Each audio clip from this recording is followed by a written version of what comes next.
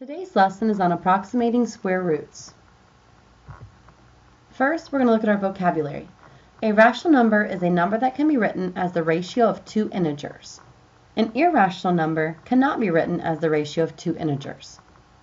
The square root of any whole number that is not a perfect square is irrational. The decimal form of an irrational number neither terminates nor repeats. Now we're going to look at our key idea for real numbers. Rational numbers and irrational numbers together form the set of real numbers. You can see examples of rational numbers, integers, and natural numbers, and also irrational numbers. For our first example, we're classifying real numbers. Tell whether the number is rational or irrational. Explain. For A, we have square root of 12. That would be irrational because 12 is not a perfect square. For B, we have negative 0.364 with the 4 repeating. That would be rational because it's a repeating decimal. For C, we have negative 1 3/7. That would be rational because it can be written as negative 10/7. And for D, we have 0.85 or 85 hundredths, and that is rational because it can be written as 17/20. Now we have an additional example. You can pause the video and try it on your own, or you may follow along. Tell whether the number is rational or irrational. Explain. For number 1, we have that this decimal would be irrational because it doesn't terminate or repeat. For number 2, negative square root of 196 would be rational because 196 is a perfect square. And for number 3, square root of 2 would be irrational because 2 is not a perfect square. For our second example, we're approximating square roots. Estimate square root of 52 to the nearest integer. You can use a number line in the square roots of the perfect squares nearest to the radicand. The nearest perfect square less than 52 is 49. The nearest perfect square greater than 52 is 64. If you graph the square root of 52, it would be in between the square root of 49 and the square root of 64, and 52 is closer to 49. The square root of 49 is 7, so the square root of 52 is closest to 7. Now we have an additional example. You can pause the video and try it on your own, or you may follow along. Estimate to the nearest integer. For number 4, we have square root of 33. For the square root of 33, we can write down the perfect squares on both sides of this number. So the square root of 25 would be 5. And then the square root of 36 would be 6. 33 is in between 25 and 36. It is closest to 36. So the square root of 33 would be closest to 6. For number 5, we have the square root of 85.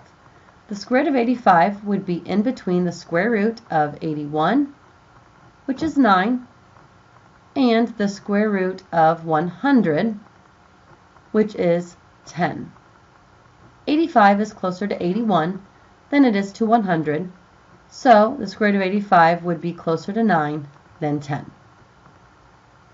For number 6, we have the square root of 190. Square root of 190 would be in between the square root of 169, which is 13, and the square root of 196, which is 14. 190 is closer to 196 than it is to 169, so it would be closest to 14. And for number 7, we have negative square root of 7. That would be in between negative square root of 9, which would be negative 3, and negative square root of 4, which would be negative 2.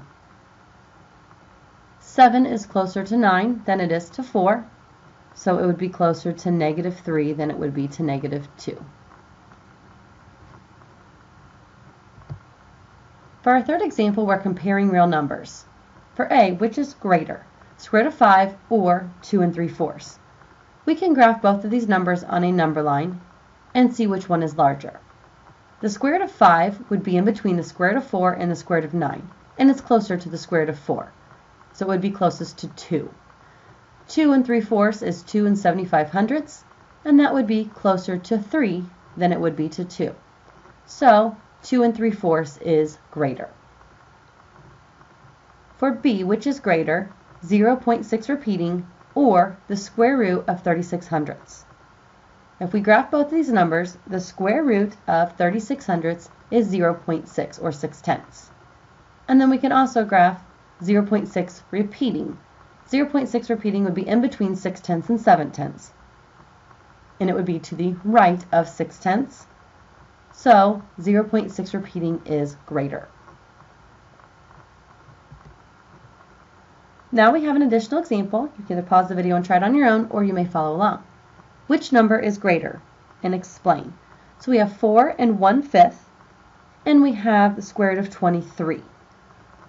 4 1/5 is the same thing as 4 2/10. The square root of 23 is closest to the square root of 25. It would be in between the square root of 16, which is 4, and the square root of 25, which is 5. It is closer to the square root of 25, so it means it's closer to 5.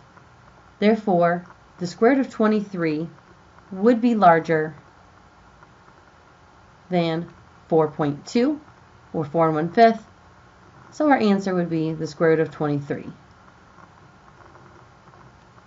For number 9, we have the square root of 10 and negative square root of 5. Square root of 10 is positive, therefore it's going to be greater than any negative square root. For number 10, we have negative square root of 2 and negative 2. Negative square root of 2 is in between negative square root of 4, which would be negative 2, and negative square root of 1, which would be negative 1. Negative square root of 2 would be closer to negative square root of 1, so it would be closer to negative 1. So therefore, negative square root of 2 would be larger than negative 2 because it's closer to negative 1 than negative 2, and negative 1 is larger than negative 2. For our fourth example, we're approximating an expression. The radius of a circle with area A is approximately square root of A divided by 3. The area of a circular mouse pad is 51 square inches. Estimate its radius. So we can substitute the area, 51 square inches, in for A. So we'll have the square root of 51 divided by 3. We can then divide 51 by 3 and get 17. So we know that it equals the square root of 17. The nearest perfect square less than 17 is 16.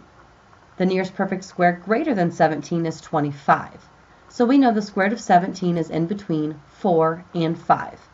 It is closer to 16 than 25, so therefore it's closer to 4 than 5.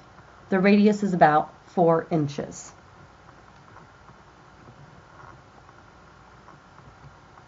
Now we have an additional example. You can pause the video and try it on your own, or you may follow along. Estimate the radius of a circular mouse pad with an area of 45 square inches. So we will go ahead and use our square root from the last problem. Square root of A divided by 3. A stands for the area, so we'll substitute 45 in for A. So we're going to have the square root of 45 divided by 3. And 45 divided by 3 is 15. So we're going to have the square root of 15. The square root of 15 is in between the square root of 9 and the square root of 16. Square root of 9 would be 3, and the square root of 16 would be 4. 15 is closer to 16 than it is to 9, so that means it would be closer to 4 than it would be to 3. So our answer is going to be 4 inches.